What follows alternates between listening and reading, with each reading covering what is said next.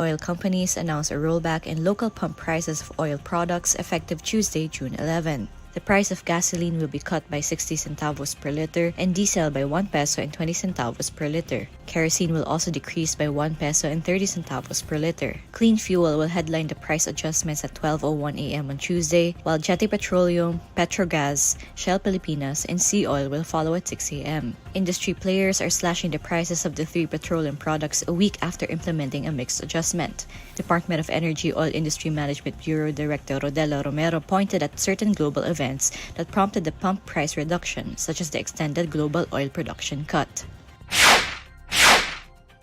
Senate President Cheese Escudero sees nothing wrong with President Bongbong Marcos' order to include the Bagong Pilipinas hymn and pledge in the weekly flag-raising rites of government offices and institutions. Escudero says he won't object to it because the hymn and pledge only express hope for progress. He adds that no specific personality or name is mentioned in the hymn and pledge. However, Escudero points out that as an independent branch of government, the Senate is not covered by the President's new directive. Although he is not against it, he says he still referred the matter to the Senate Secretariat to study if it could be considered a part of their flag ceremony.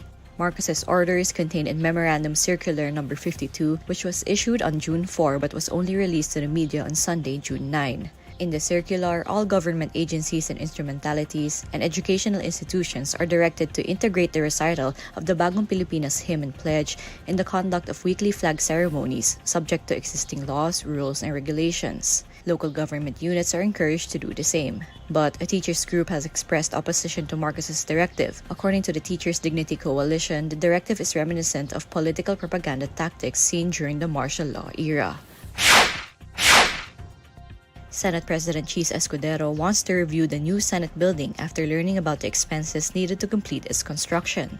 According to Escudero, from 8.9 billion pesos, the budget for the building has already climbed to 13 billion pesos. He also says another 10 billion pesos is needed to complete it, bringing the total budget to 23 billion pesos. Escudero says this is why he directed Senator Alan Cayetano, as head of the Senate Committee on Accounts, to suspend the payments and construction of the new Senate building pending a review. However, Escudero clarifies that he was not saying there was any irregularity with the amount requested for the new Senate building's construction. He says he just found it excessive.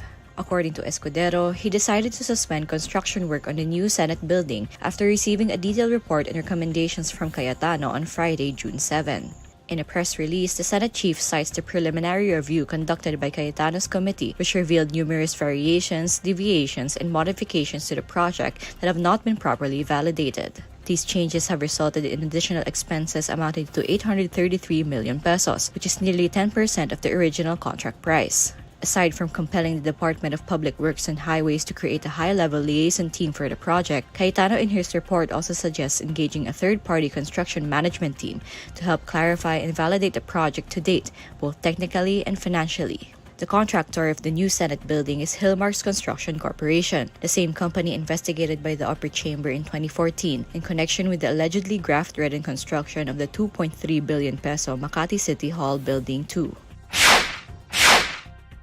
Boxing great Manny Pacquiao says he is in negotiations to make a comeback but cautions that a potential world title fight against Barrios was far away. Pacquiao says he was in talks to face the American Barrios for the WBC welterweight world title.